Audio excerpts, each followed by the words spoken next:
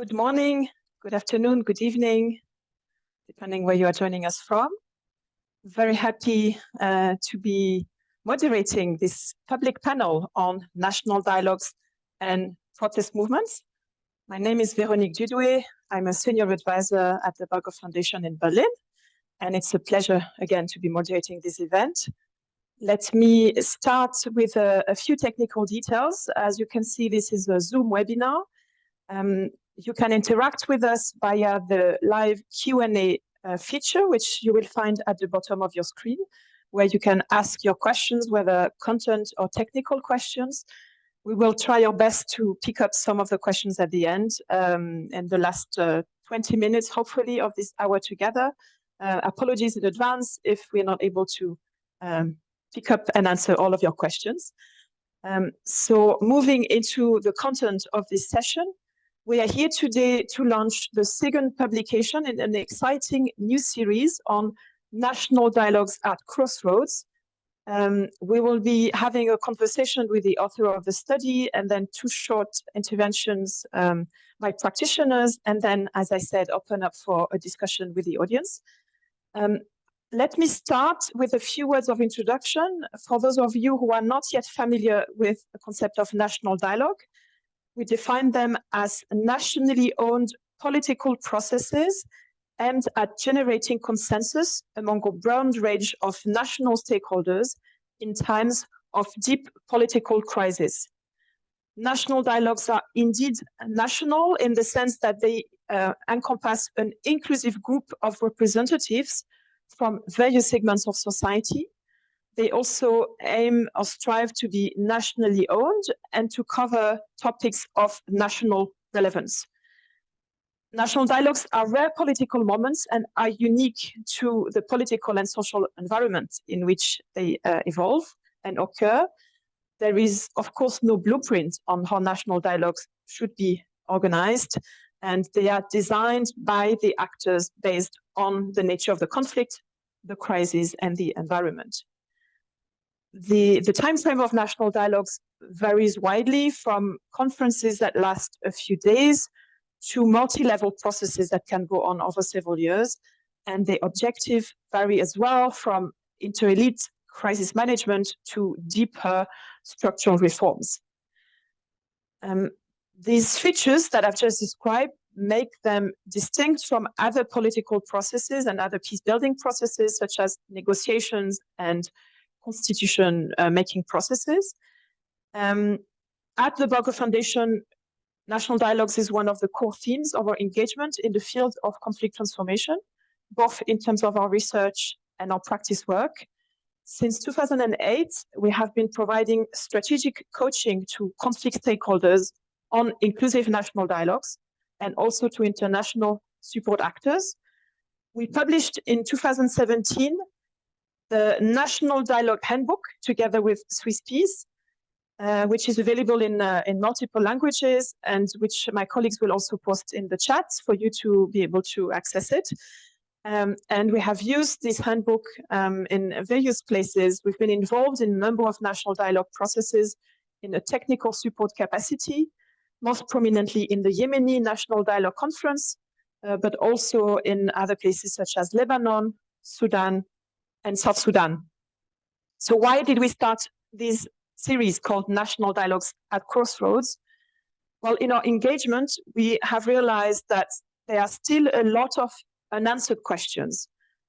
And we have a number of manuals and handbooks and training materials on how to design, how to conduct a national dialogue, but there's still little attention given to how to integrate certain topics into a national dialogue or how to meaningfully include specific sectorial groups. So we decided to develop this series to address some of those questions, to compile lessons learned and experiences on a number of cross-cutting topics. So a couple of weeks ago, we launched the first paper in this series, which was looking at the role of digitalization in national dialogues. Today, we are launching the second one on protest movements. In January, we will launch a third paper on climate change and national dialogues, and we also hope to have forthcoming ones in the future as well. Those papers are not to be seen as blueprints or checklists. They rather aim to start a conversation among the dilemmas, the risks, and the opportunities of engaging at the intersection between national dialogues and those topics. So today I'm very happy that we can delve into the interaction between national dialogues and protest movements. Why did we decide to tackle this particular topic? Well, we have come to realize that peaceful protest movements, as we call them at Berghoff, are a common feature of contemporary social and political conflicts worldwide. I would say not only in contexts of armed violence, but in all societies. The last decade was dubbed the decade of social protests. It started with the Arab uprisings, and then it ended with a second wave of revolutions and protest movements in the Arab world, but also worldwide in 2019, and then continued during COVID as well. We think that protest movements represent important voices. They carry demands and societal grievances that lie at the root of conflict. Their aspirations for deep social change must be taken into account for sustainable political transitions and peace-building processes. Mass movements, non-violent movements, are rarely included in peace processes and in elite-led power-sharing agreements. So we think national dialogues represent a great chance and opportunity to involve those actors directly, given their inclusive aspirations. The common features of protest movements, and we'll be discussing those today, for instance, their very horizontal nature, the way that we call them leaderless, or their maximalist demands, as the author Isabel will probably talk about. Those challenges, they open up important reflections on issues around participation, representation, and radical reform agendas in national dialogues. So we wanted to look at examples of national dialogues that have involved protest movements or that emerged after people power revolution, and to draw lessons for future processes. So I'm very happy that we could collaborate for this paper with Isabel Branson, whose research lies at the intersection between nonviolent action and dialogue processes, which I think is a shared interest that we both have. So I will now move to introducing our first speaker, Dr. Isabel Branson, who is Director of Peace and Conflict Studies and Associate Professor at Lund University. I'm not going to read her full bio because it's going to be posted in the chat. I will just maybe highlight her last book called The Microsociology of Peace and Conflict at Cambridge University Press. So Isabel, it's great to have you with us today. And in the next 15 minutes or so, I would love to have a conversation with you about the study. And so my first question to you would be around why did you become interested in this topic? Why did you embark on this paper with us? What did you expect or maybe find in your research to be specific and different about national dialogues that involved nonviolent activists, protest movements? How does it compare to other national dialogue processes or maybe to other ways of dealing with protests? I'd love to hear your thoughts on that. Thank you so much, Veronique. First of all, thank you very much for the kind of introduction and the invitation, both to this event and, of course, as much to writing the paper, which I find it's really critical to dive into this particular question of sort of the interlinkages between protest movements and national dialogue, and sort of the opportunities and challenges for national dialogues at times of protests, either during protests when they are sort of when you have widespread protests across the country, or when, for example, protest movements have toppled a regime, and then after that having a national dialogue. So why I find this topic so fascinating is, well, ever since I did my PhD quite some years ago on Bahrain, Tunisia, and Syria, and sort of the protest movements of the Arab Springs there, one of the things I really saw was sort of the need for dialogue and potential for dialogue sort of, especially in these cases where it's so risky that, well, of course, there's a chance that a protest movement with democratic values will succeed and so on, in sort of gaining what they aim for, but there's also a very great risk of them being silenced, as in the case of Bahrain and many other places, Hong Kong, you name it, but also the risk of sort of the conflict that has started with non-violent protests turning into a civil war. So we've seen that in Ukraine, actually. You could see that as starting with a non-violent protest. We see that in Yemen, in Syria, many other places. So it is super, you know, dangerous and challenging to find, you know, to have protest movements, you could say, and all the more important, therefore, to have dialogue, not to end in these zero-sum sort of scenarios where you either have a winner or loser, but what is the potential to have dialogue in these situations? And you asked also, I guess, sort of a twofold question: what about then how does it differ from national dialogues in other contexts? And I think the core is really this, you know, having such a tense situation, even during protests or after big widespread protests. It's a different situation than let's say, a climate change related national dialogue, even though it's as, you know, urgent, of course, when we're speaking of climate change, to do something and challenge the status quo. It's just a different sort of sense of, maybe not necessarily urgency, but also sort of tension that a national dialogue in the case of protest movements sort of occur in. So that really changes many of the dynamics vis-a-vis other national dialogues. Great, thank you so much. So you've highlighted why it's important to be look at national dialogues as a space for dealing with social protests. But when working with you on the paper itself, I was struck by how few successful examples you have come across in terms of what you call kind of the outcomes of relational change and the outcomes of kind of policy change. So could you maybe give us a few examples of what are the challenges and dilemmas that you found that would explain this kind of bleak type of outcome and success? So is it around, I think you have some interesting insights around issues of timing and ripeness that you've mentioned already, but also power relations, and maybe also issues around participation, maximalist demands, and so forth. So what are the main factors that you found that explain that lack of success?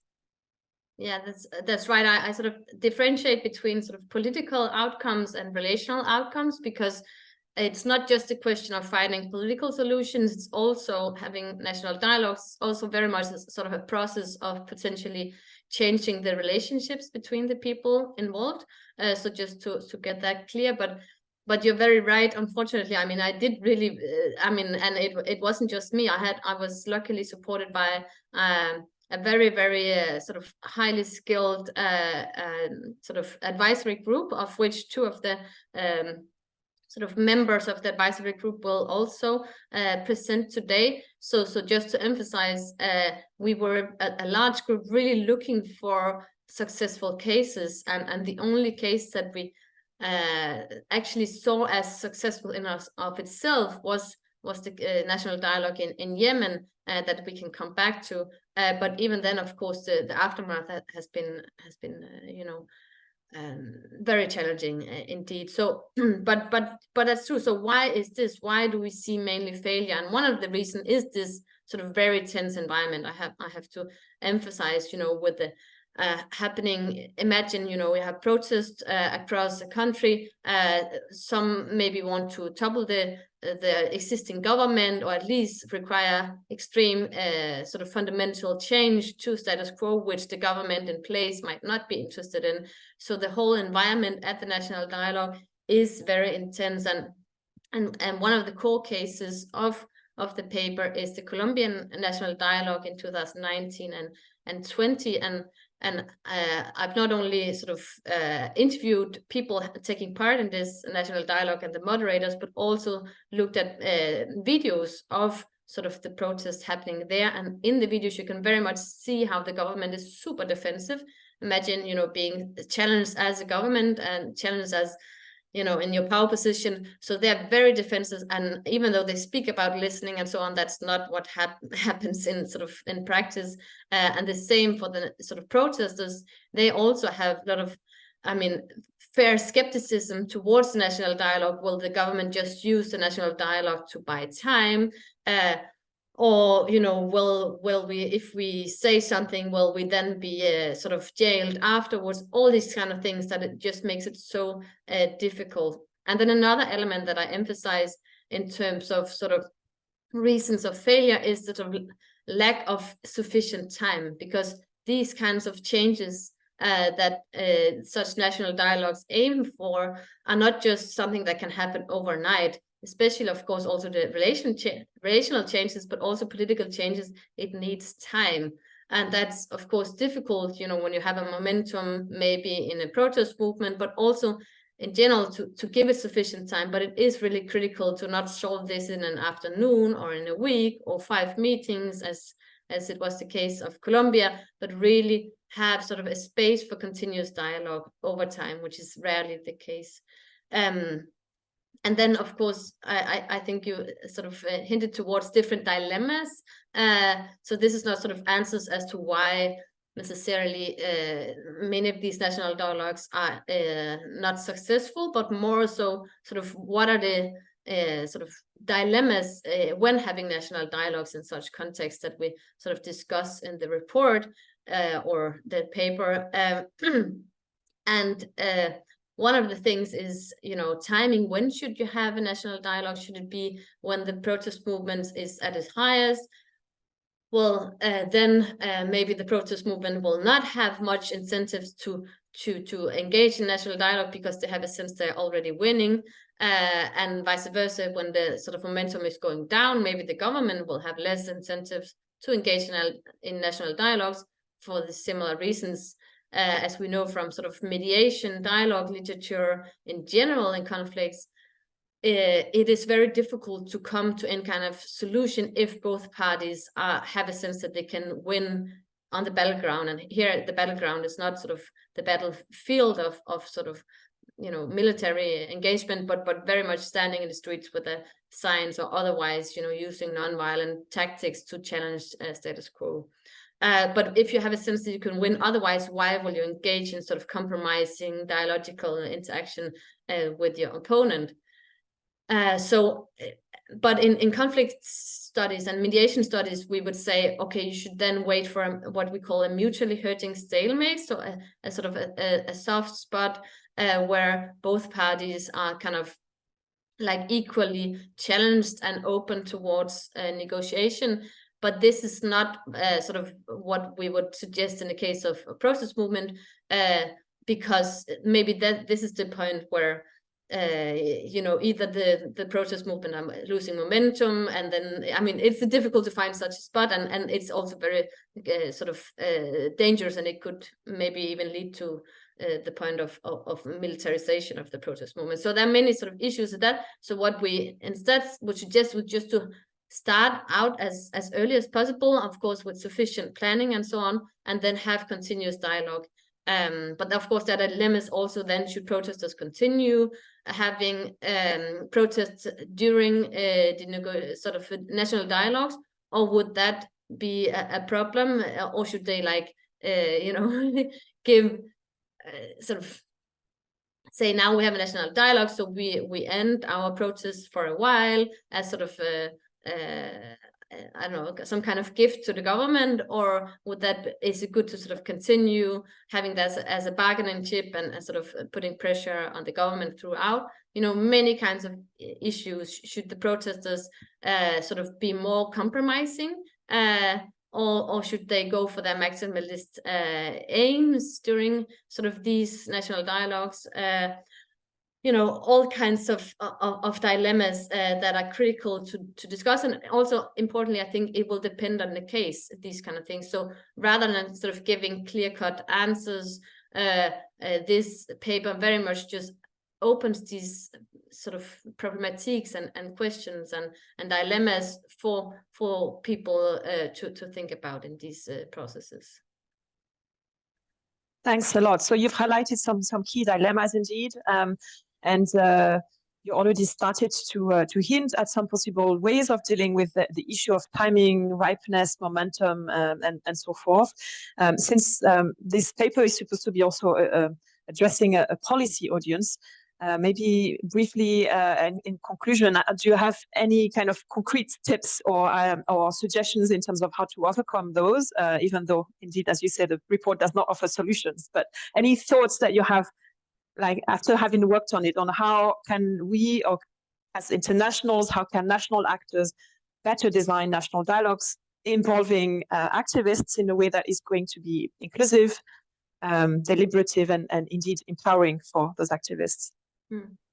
Sure. I mean, one thing would be to really think long-term sort of dialogical engagement, to have sort of a more continuous space for interaction rather than these short-term sort of engagement. So really think dialogues as more as a continuous platform for a longer term.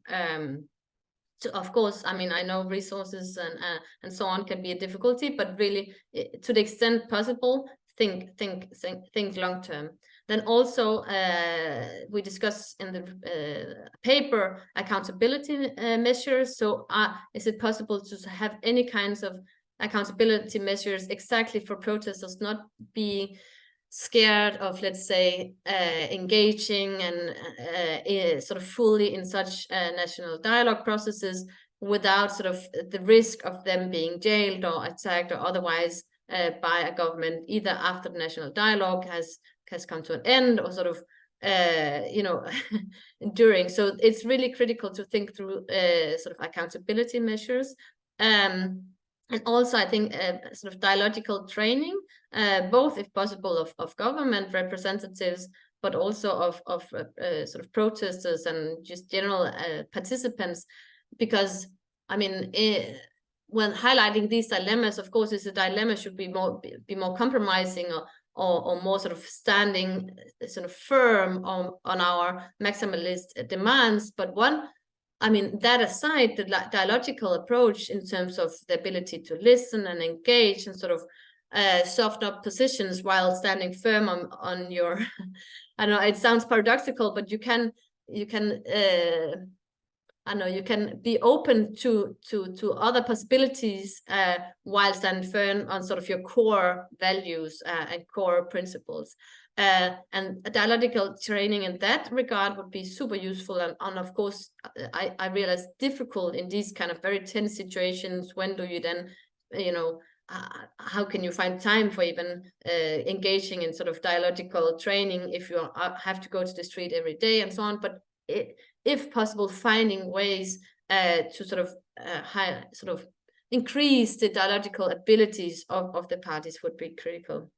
And then finally, sort of organizations designed to aid national dialogue processes. And I know that Berghoff is such a sort of organization, and I really appreciate your introduction where you mentioned the cases where you've been engaged, and if we have time, I would love to hear more about this. But really, I mean, also maybe the UN or otherwise, I think sort of involvement of third parties, not necessarily as sort of moderators in any way. It can be very critical to have moderators from the particular context, of course, but to have some insights from across other sort of national dialogue processes in such contexts is critical. So not, of course, this report can be sort of a small little drop in the sea in this regard, but I think even more so sort of organizations that can help out with this is absolutely critical. Because, for example, the Colombian national dialogue that I looked into, I mean, they had some really good sort of organizations in Colombia helping out with the national dialogue, and they did a great job, but they had very short time. They had very few sort of input from outside as to sort of experiences from other contexts. So these kinds of sort of inputs, I think, are critical. Excellent. Thanks for those concrete ideas around, as you said, long-term support and engagement, safety mechanisms for participants, dialogical trainings for activists, which I fully agree is needed because I don't think activists are ready and prepared necessarily for these sorts of dialogical interactions. And sensitive as possible. Yes, you're right. And the design and the support by third-party actors. And one of the main features of national dialogues, as I said at the beginning, is that indeed they are nationally owned and led. There's no third-party mediation, but there's some technical or peer learning, comparative learning support that can be offered. Great. So let me now turn to our two commentators. So indeed, as Isabelle mentioned, we were very lucky to have a group of advisors or advisory committee that was made up by peer practitioners and former participants in national dialogues that have been guiding also the production of the report and reviewing it various times. So I'm going first to turn to Alexander Douglas, who is the Deputy Regional Director for South and Southeast Asia at the Center for Humanitarian Dialogue. So I would say, like Burger Foundation, the HD Center is an actor providing technical, strategic third-party support to processes. Alex, again, your bio is in the chat for everyone to read. So let me just directly jump into your input. So any reflections that you want to share on what you've heard from Isabella, also from reading the report, and maybe specifically around, because I want to think positively around areas of innovation that coming from any part of the world that you find inspiring, that could help us address some of the dilemmas and challenges that Isabelle has mentioned, or at least that should be considered. Love to hear from you on that. Thank you. I thought I might start with a story of one of my first experiences dealing with protest movements, which happened at a local market. And in this local market, local women would set up tiny stalls and scratch together a living selling vegetables to the small town's population. Those women were poor, but they were not powerless.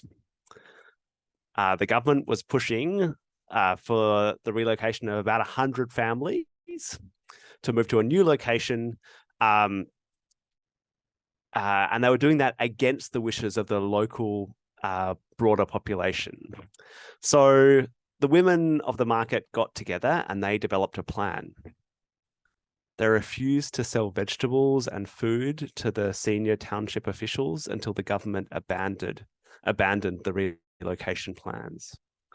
These women used the power, the small amount of power that they had, to horizontally organize a non-violent protest campaign to push a much more powerful government to change its behavior. And so what were they protesting against? Well, they were protesting against Muslim families being allowed to return and leave the terrible IDP camps that they were in. And they were protesting of them being allowed to return to their homes. They were Buddhist women, and they no longer wanted to live next to Muslim families that had once been forced to flee their homes during the anti-Muslim riots. And so what in these situations are mediators and other third parties like Berghoff or HD meant to do in circumstances like this? Now, this story, I think, is quite unnerving because it flips the conventional narrative of protest movements being the righteous drivers of justice against the callous government. But even in situations which are more ethically clear, mediators and other actors that support peace processes, I think, find peace processes, protest movements, really frustrating and very inconvenient. And so that's really where I think that Professor Bramston's paper is really quite helpful. Because previously, mediators and other third parties, all they kind of do is want to shout in their heads at the protest movements, like, for God's sake, why don't you just pick a set of leaders that can negotiate on your behalf? Or, for crying out loud, just have a clear set of demands and goals. But of course, there are really good reasons why protest movements don't do this. And in the absence of a clear leadership structure makes a movement more resilient against state repression. And not necessarily having a clear set of demands can be a very effective tactic at building a greater participation in a broader movement. And so I think the tendency of the peace process community is to want to try and change protest movements so they fit neatly into our pre-existing frameworks for peace processes. But this, I guess, is a call for action. It's a call for change, and it's a call for mediators and peace process practitioners to renew our own toolbox and practices to align with the reality of these protest movements. And that's where Professor Bramson's paper, I think, makes a really important contribution by providing this survey of how the protest movements can be integrated into national dialogues and what they have, the impacts that they have had. And I think it's important looking at it from a national dialogue perspective, but I don't think the relevance is limited specifically to national dialogues. I think it's part of us broadly thinking about how we engage with protest movements more broadly. I think the paper is refreshingly honest. It doesn't kind of pretend to have all of the answers. And it's very clear that even when protest movements are integrated into national dialogues, it doesn't automatically produce some perfect results. But the paper is not a prescription. I think I read it, and I think we should consider it as a call to action, that we need to find ways to include these protest movements in national dialogues and peace processes more generally. And I think there are kind of two things that really demand that. And the first one is justice. And the second one is the changing nature of conflict. So specifically on justice, I think, if we don't find a way to meaningfully include these protest movements, then we're sending this perverse signal that the only way to get the attention of the international peacemaking community is to form an armed group. And that's really not in anybody's interest.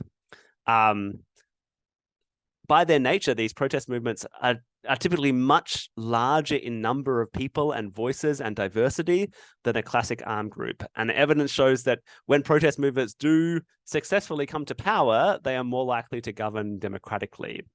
So if we are incentivizing anything, we should be encouraging protests over more violent rebellion. And I think the second reason why this is important is just the nature of conflict is changing. Where I work in Southeast Asia, most of the last 30 years has really been about armed groups fighting governments on the state's periphery. And these were the fights to escape the central government. They were to escape the central government, but they're slowly being replaced by fights to take control of the central government, or at least shape that the direction of it. And these conflicts, which are more at the center, involve a much larger number of different segments of society pulling in different directions, and they're more likely to involve protest movements. So as Veronique said in the discussion, like this has been the decades of protests. We've seen in the ACLED database that, in 2015, there were 8,000 major protests. And in 2021, that had more than tripled to 24,000 major protests. So I think the time when mediators could safely ignore protest movements is over. And so I really consider Professor Bramson's academic perspective as a really useful map to this new area. And it's a call to action for us in the practitioner community to take the initiative and find ways to ensure protest movements at least have a seat at the table. The legitimacy of the peace processes and the durability of the political settlements really demand it. So those female vegetable sellers in the local market are getting organized, and I think we ignore them at our peril. Thank you. Thank you so much for this call of action, which I fully share, and for taking us to this example of those women market sellers, indeed, which makes that need very, very compelling. I think as an NGO working in the field of conflict resolution, I take two major lessons from your provocative thoughts. One is around, indeed, we should not only constrain ourselves to looking at or working with the good protest movements and kind of looking at the whole spectrum, and that also needs to be engaged because they will not disappear, as you say. And then secondly, like we should maybe stop trying to change movements to make them fit our models, but actually rethink our models to make processes of engagement and dialogue and interaction actually something that can work with the nature and the fluid nature of those movements. So thank you so much for those thoughts. I'm now going to turn to our second commentator, and maybe as a reminder to everyone listening to us, you can start typing your questions and your comments into the Q&A box that you find at the bottom of your screen. We look forward to reflecting on those. Hopefully we'll have a bit of time at the end. So, but let's first turn to Hamza Al-Kamari, who is the Deputy Minister of Youth and Sports in Yemen, who has been directly involved in the Arab Spring Revolution in Yemen, has been a member of the National Dialogue Conference in Yemen that we have mentioned already. Yes, everyone can also read your full bio, Hamza, in the chat. So let me turn to you then to hear your reflections. So you've heard the National Dialogue Conference in Yemen described as kind of one very rare successful example of maybe not in terms of implementation, but in terms of the dialogue itself. Isabel was saying national dialogues need to be long-lasting. I think you had a very inclusive and very comprehensive and also long-lasting dialogue of a number of months. So would you want to share with us, especially from your maybe from your identity and trajectory as a former youth activist, being involved in protests, being given the chance to be part of a national dialogue, what lessons you draw from that? What factors made it successful the way that we've described it, and maybe also what has been the legacy then of that process, despite the ultimate failure and the civil war that is still raging in Yemen. First of all, I would like to thank you, Veronique, and thank Berghoff, and of course, I would like to thank Isabel for her great work and to absorb all of the ideas that we have discussed together. First of all, national dialogue is one of the main things that we could be used to help or facilitate political transformation, political change in any country. We have seen national dialogue at different countries, different circumstances, and different cases. But the thing is, most of the cases that we have discussed were a failure, and Yemen itself, which had a very good process, ended up to be like a very frustrating experience. The thing is, which was in the paper itself, I think it focused by Isabel on the discussion that timing is a very important component of the process itself. So when we see Yemen as an experience, we have seen that Yemen is the only experience among the one that we discussed, which the dialogue happened after the president has been out of the power. He was there still in Yemen, and he has his party, but the thing is, it took too much time.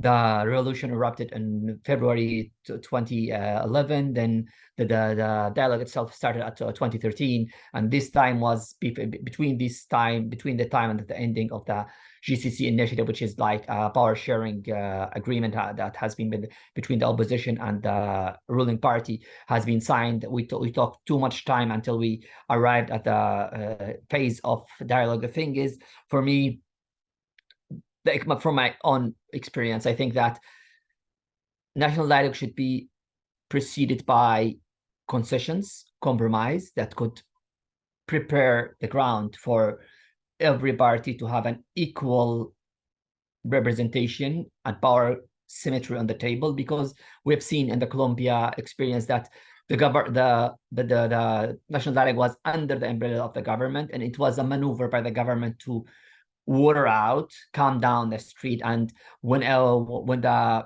COVID-19 has come, the government was happy to have it as an excuse to end everything. So power compromise, political discussions between the existing political elite with the government to prepare for a more inclusive national dialogue is a must at this case. The other thing is that preparation should be a very essential thing, because when Yemen, we had, I think one of the things that lead to the huge failure of the civil war was the in spite of the timing that we have gave for the preparation, there were some trust measures steps that we had to do before starting the national dialogue, which was neglected and was like cited to that the idea was like, let's just start with the dialogue. If we start with the dialogue, then things would be perfect, but it ended up to be like the main roots of the civil war that we have been living since 8 years.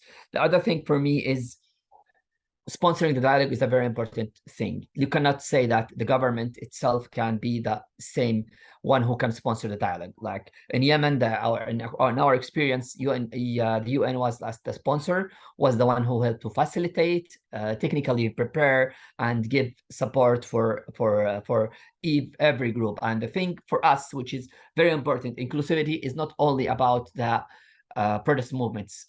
Inclusivity should be about the whole society. We could have the protest movement to be actively participating, but if we didn't have the whole society, if we didn't take the chance that there is a chance to discuss, to speak with each other about our problems, the policy challenges that we have, this shouldn't be about the government and the protest movement. It should be about the whole society. I mean, minorities, women, NGOs, and everyone.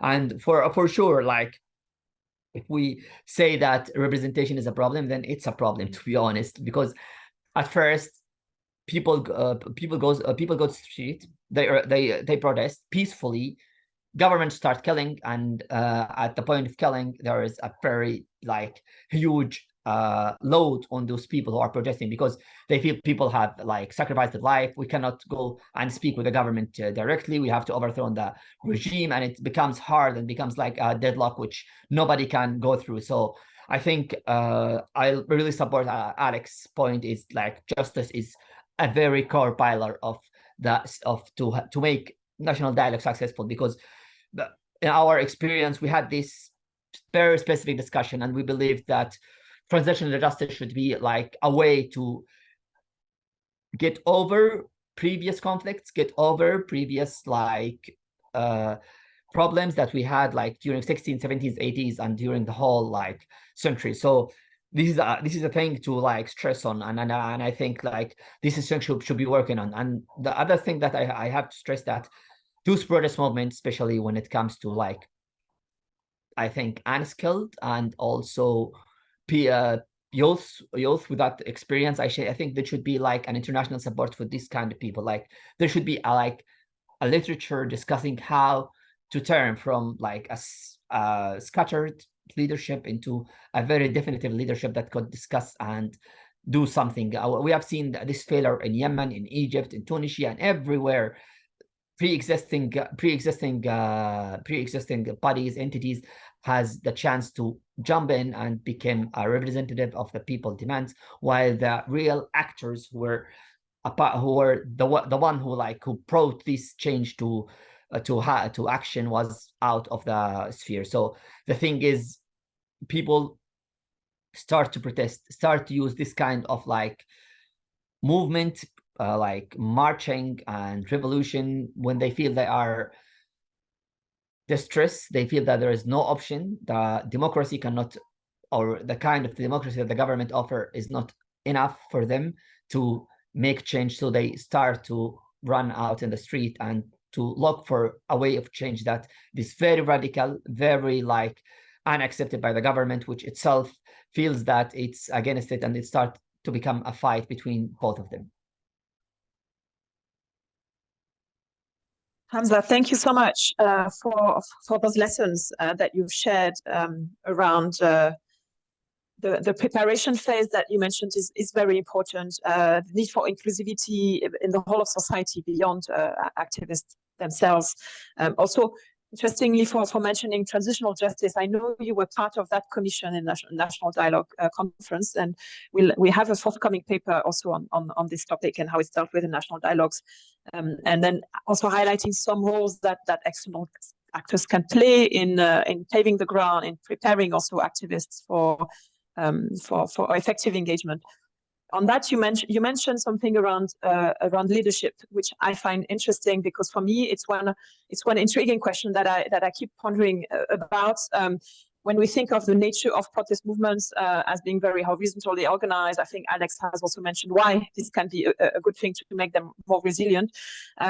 It's very hard to find leaders. I think that's what mediators always say. I saw this in the UN guidance on effective mediation. It mentions inclusivity, youth and protest movements, I think social movements, it says. And then it says, well, but it's really hard to find their leaders. So when thinking about spaces of national dialogues, then how can individuals be selected that can speak for movements if they are against this idea of leadership? So yeah, this question around representation and inclusivity. There was also, I'm starting to look at now the questions that start coming into the chat. When we think of participation representation, there's also a question around diasporas. I don't know if any of you has any experience with that, looking at different types of protest movements and maybe also activists that are operating from abroad and exile when we think of how to select participants and so forth. I don't know if any of you has a brief maybe reaction to that, or more largely the question around representation. And any one of you who would like to take this up. Can I answer this? Yes, go ahead. So the representation and inclusion dilemma is a very hard thing, because those people who protest are usually do not have the political experience how to assembly and to organize themselves. And the thing is, if there is a technical support for such people, international support for such people to keep the first of all the transition or the protest peaceful, and how to transfer it into another level to keep them politically active, as Isabel has stated in her paper, that how to keep dialogue a process that long run, not on the short run. I mean, the thing is the other thing is there are an existing political parties who are really experienced, and they're mostly opposition parties that they should be helping in that, because supporting the political arena and political sphere by bringing new players would be beneficial for them, because it would support their ideas which is against the government. I think this is a duty that they should do on the other hand. And thirdly, I think self-denial is an essential thing especially for leaders, and especially for young leaders, how to overcome this challenge, because it's sometimes maximalist demands are a challenge for yourself. And the fourth thing, I believe that, which I believe in from my experience, that youth and women should be on the political arena. They should participate. They should not say that people should speak on our behalf. They should be there. They should demand what they do, what kind of change they want, and they should be brave enough to go through. Thanks, Hamza. Any further thoughts from you, Isabel or Alex? I think on just broadly on inclusion, and speaking specifically to Bassett's question about the role of the diaspora, I think that's a very interesting question. And I think we've seen, diaspora communities be involved in referendums. I think, I'm sure there are examples of certain certain members of the diaspora returning to national dialogues. But what I don't think we have seen is national dialogues that have the capacity to involve more than 1,000 people. I think if we want massive, mainstream inclusion of diaspora as well as other people, we need to work out methodologies which aren't about including 100 people or 1,000 people.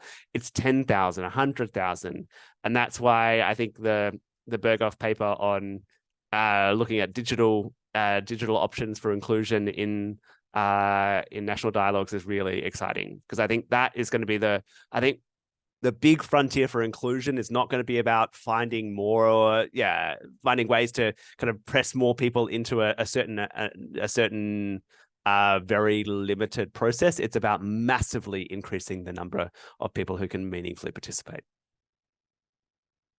Great, thanks. Isabel, and then Hamza, I think you wanted to come back, but Isabel first. Just shortly on the question of inclusion, I think that is also a core sort of dilemma in national dialogues in this context, because as it has been stated very well by both of you, is it's core to have inclusion, but it's also it can be a dilemma for the case, you know, in the sense that protest movements may feel that it's sort of watered out their case, that then everyone's sort of claim to fame and also, you know, just aims would be included in such a national dialogue, rather than discussing what they maybe find as sort of core issues. So I think, not to say that you shouldn't have inclusion, but it's really core to think through sort of what would be the role of sort of activists in national dialogue. Should they have particular sort of assigned roles where they have more to say than just ordinary civil society representatives or diaspora and so on? Or should you have parallel sessions or parallel processes where you have one much more inclusive and maybe even digital, you know, including, you know, thousands maybe, or at least hundreds of people, or should you and a second sort of parallel track, which is much more directly sort of dialogue, if not negotiations between protesters and the government? So that is sort of a very important thing to think through in these processes. Great, thanks a lot. Hans, I know you had your hand raised before. Maybe I'll turn to you with one question that was actually addressed to you. In your inputs, you had mentioned the preparatory phase and the importance of laying the ground through concessions and power compromises. And so there's one question asking you, do you have any examples on how that can work? So the thing is, there are, from my experience, is if we need the dialogue to be successful, the relational exchange should change, because you cannot, as I said in my small speech, that you cannot do the dialogue under the government rule.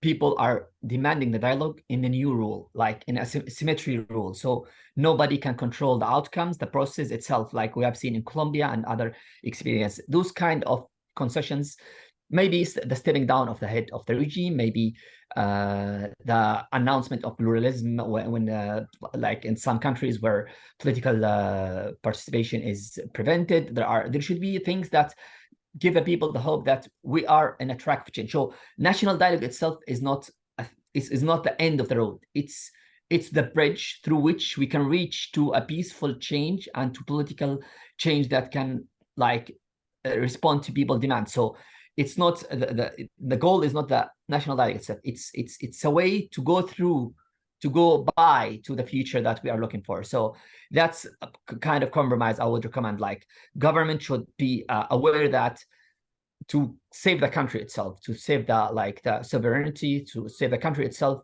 should give a compromise what kind of the regime that away from the dictatorships, who are prevent this, and could be okay, let's destroy the country, I don't care, I'll stay, I don't care about the people, about the bloodsheds, I don't care. But the thing is, when a reasonable regime start to react, they should have a good compromise, and they should have a roadmap, and the national dialogue should be a part of this roadmap. That's quite interesting, and it reminds me of some of the discussions in Isabel's report around indeed the timing at the start of a national dialogue. And I think, Isabel, you had identified the Yemen case as the only case where the national dialogue started after the fall down of the regime, and hence, therefore, the old regime, the one that everyone was angry at, was not directly part of the dialogue itself. It reminds me of another question that I'm seeing in the chat, which is around the very strong emotions that are happening in the midst of protests, and in that context of high emotions, is there any role for third parties? So we said national dialogues are nationally owned. There's no external mediation, but if that's the case, then how can those very tense relationships be regulated, if not, as Hamza was suggesting, by just the power stepping down and allowing then maybe a dialogue to happen in different grounds, with less tensions, thanks to that early action and maybe concession by those in power. Would anyone like to take this one? I can say something first. Maybe you can come in, Alex, because this is just really challenging. And exactly as you say, maybe that's the reason why the Yemeni sort of process has been successful vis-a-vis the others of national dialogue because of this sort of timing issue. Because it is, as I mentioned, extremely difficult and tense environment. And in the case of Bahrain, even the government put themselves as the moderators and then said, we are not part of this conflict, but we are helping you out. You know, they create their own lines of conflict and said, this is a Shia Sunni issue and we will help you sort of solve this, but we are the mediators.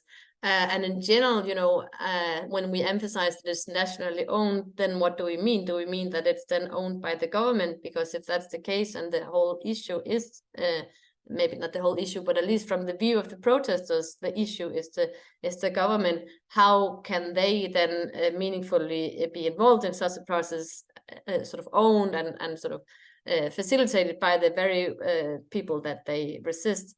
So it is very challenging. And is it possible to find internally third parties that can sort of facilitate this, exactly to have this tense emotional dimension also processed? And I think this dialogical training is crucial in this also in relation to what we talked about earlier about the sort of difficulty of finding one voice in protest movements, because I know that has been a big issue.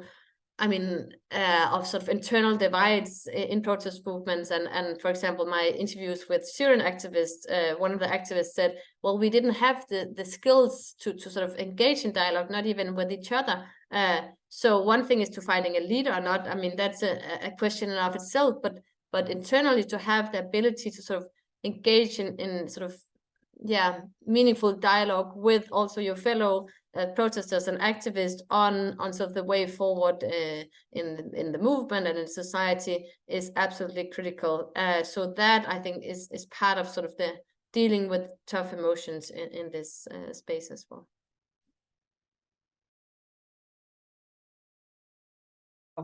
I'm sorry, I was muted.